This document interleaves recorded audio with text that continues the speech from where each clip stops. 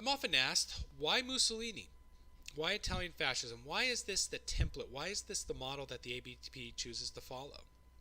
Why not Mosley? Why not Primo Rivera? After all, these individuals have less baggage than Mussolini does. They didn't ally with the Nazis.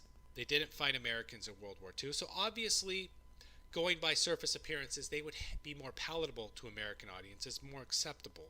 Now, this is the path that the ABP would go down if we were more like a contemporary political party, if we were more like the Republicans and the Democrats, and we wanted power for the sake of power. If we were out here to sell you a product like some car salesman or some capitalist, then that's definitely the approach we would use. But the ABP to me has always been something more to that. I didn't get into the ABP to be a politician.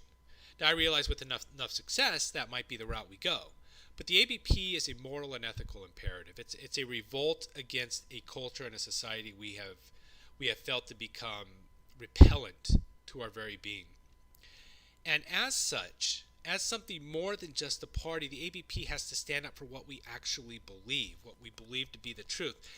And while I personally love Mosley and Primo Rivera, they are more of a sidelight to fascism than what happened in Italy during those years.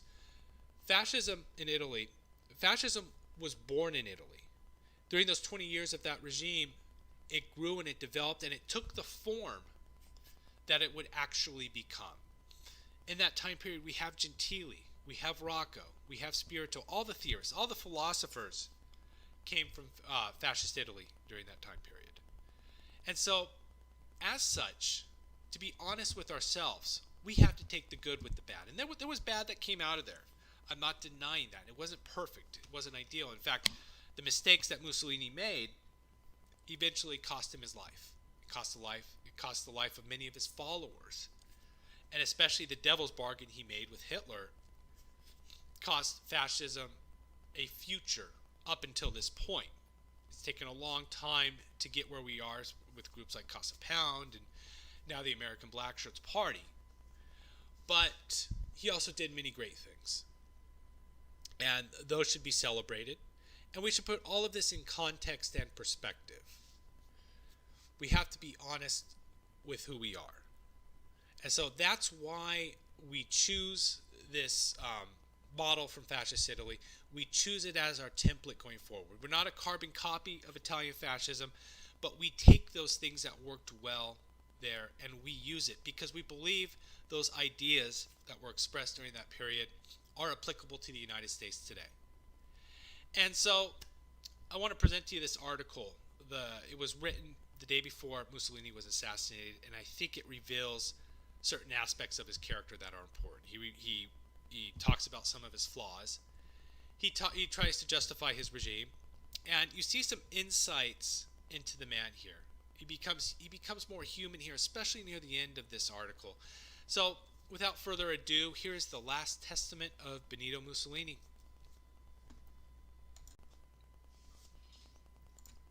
No true Italian, whatever his political faith, should despair of the future. The resources of our people are immense. If we are able to find common ground, we will regain our strength before any victor.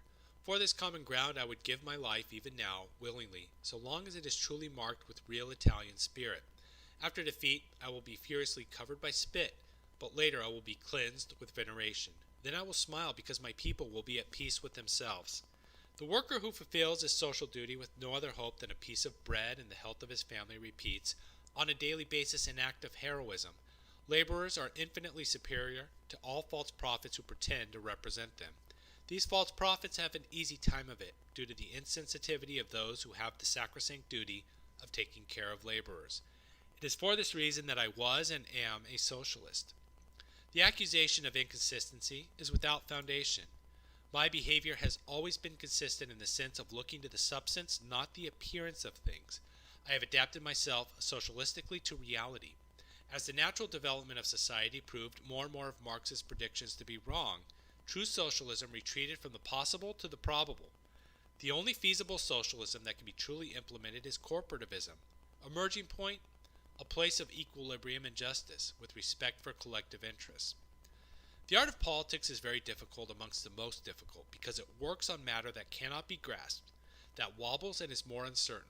Politics works on the spirit of men, which is much more difficult to define because it is subject to change. Most changeable of all is the spirit of Italians.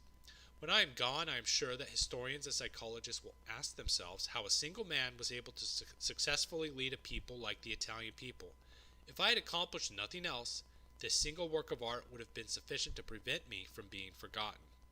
Others have been able to dominate with iron fists, not with consensus and agreement as I managed.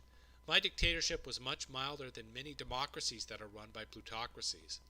Fascism lost more men than its adversaries, and on July 25th, there were no more than 30 persons in exile. When it is written that we are the white guard for the bourgeoisie, it is the vilest of lies. I defend it and I state this with full conviction, workers' progress. Amongst the principal causes for the fall of fascism, I blame the deaf and merciless fight of certain financial and industrial groups who, in their mad egoism, feared and hated fascism as the worst enemy of their inhuman interests.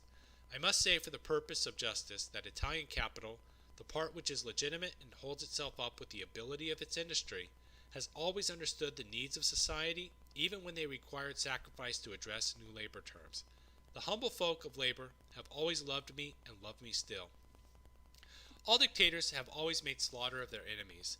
I have been the only mild one. A few hundred dead against several thousand. I believe I've ennobled dictatorship. Perhaps I emasculated it, but I rid it of instruments of torture. Stalin sits on a mountain of human bones. Is that bad? I don't regret to have done all the good I've done, even to my adversaries, even enemies who plotted against my life. I've done this through the provision of subsidies that were so frequent as to become stipends, as well as by saving their lives. But if tomorrow they will kill my men, what responsibility will I have for having spared them? Stalin is left standing and wins. I fall and lose.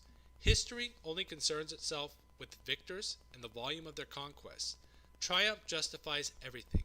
The French Revolution is studied for its outcomes, while those who died with the guillotine are relegated to the obituaries.